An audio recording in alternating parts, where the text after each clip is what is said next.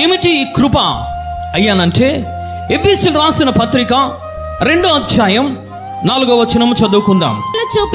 మన ఎడల చూపిన తన మహా ప్రేమ చేత మనలను క్రీస్తుతో కూడా బ్రతికించెను. కృప చేత మీరు రక్షింపబడి ఉన్నారు. కృప చేత మీరు రక్షింపబడి ఉన్నారు. పూర్వము దూరముగా ఉంటూ ఉన్నాం, కానీ దేవుని కృపను బట్టి దేవుడు సమీపముగా మనల్ని తీసుకొచ్చారట. హల్లెలూయా.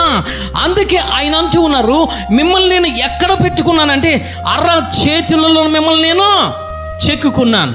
అంటే అర్హత లేని వారిని, చనిపోయి ఉన్న వారిని బ్రతికించడమే కాదు, రక్షించడమే కాదు, నువ్వు దూరముగా ఉంటున్నా నిన్ను ఆయన కౌగిట్లోనికి చేర్చుకోవడమే దేవుని కృప. అంటే మీరు చీకటిలో నుండి ఆశ్చర్యకరమైన వెలుగులోనికి మిమ్మును పిలిచిన వాని గుణాతిశయములను ప్రచురము చేయు నిమిత్తము ఏర్పరచబడిన వంశమును, రాజులైన యాజక సమూహమును, పరిశుద్ధ జనమును, దేవునికి సొత్తైన ప్రజలనై ఉన్నారు. ఒకప్పుడు నువ్వు చనిపోయి ఉన్నావు, ఆయన బ్రతికిచ్చాడు.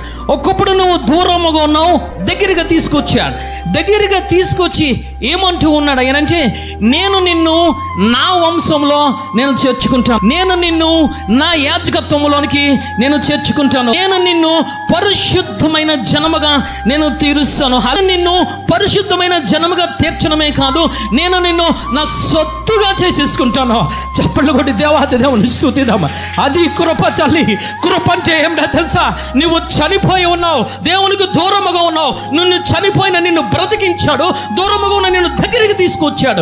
దగ్గరికి తీసుకొచ్చి అంటూ ఉన్నాడు, నీవు నా సొత్తు అని మాట్లాడుతున్నాడు. హల్లెలూయా.